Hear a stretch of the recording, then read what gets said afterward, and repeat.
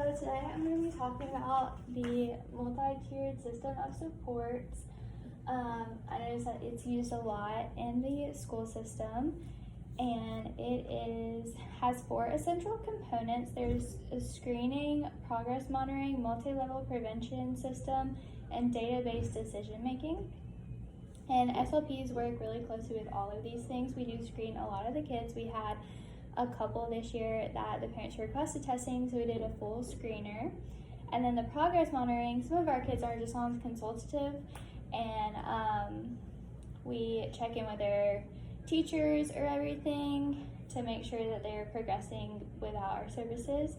And then multi-level prevention system is our 3 tiers that we'll get into later to best help the students. And then there is data-based decision-making. All of our decision-making as SLP is data-based, from deciding what type of prevention plan to do to deciding if someone's mastered a goal or not. And the framework just nicely sums it up. So the pros for this, it allows for an intervention in the least restrictive environment because there's 3 different tiers for all the students to fit into. And the con is understanding the process can be difficult because this is a lot to learn, especially for like a teacher who is new or something. And it can be a little bit harder to implement to figure out which tier the student would best fit in for the least restrictive environment, which is what we also try to strive for. So MTSS versus an IEP. MTSS is available to all students regardless if they qualify for speech services. And an IEP is mainly for students that need specialized instruction and or education plans.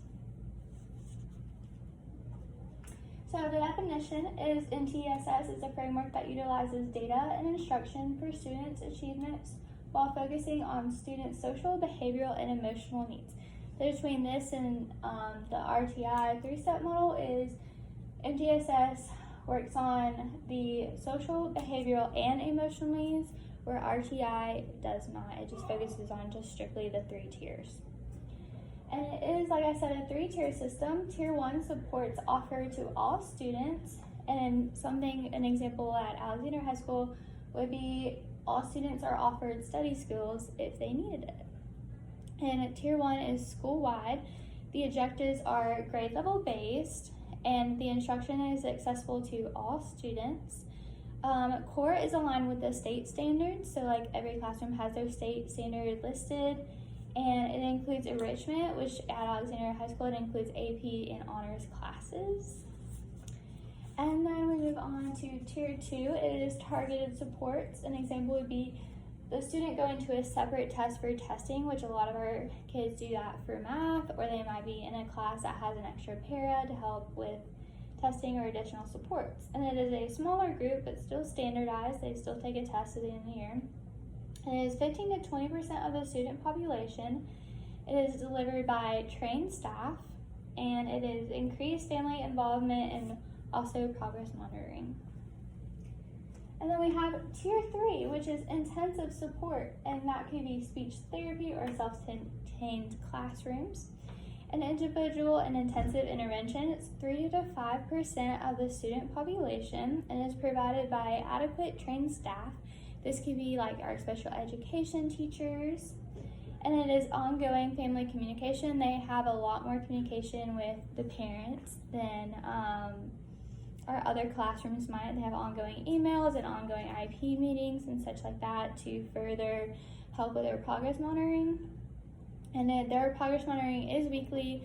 How the teachers do it here at Alexander is they take data weekly or bi-weekly, depending on what their goals suggest. And the professionals that are included is a variety of school professionals are needed. Usually a committee is formed for the child if they go up through the tiers and need an IEP.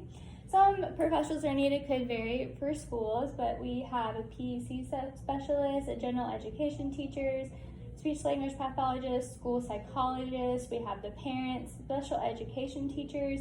Some parents have a parent advocate or lawyers, and also we have some kids here that have behavioral specialists as well.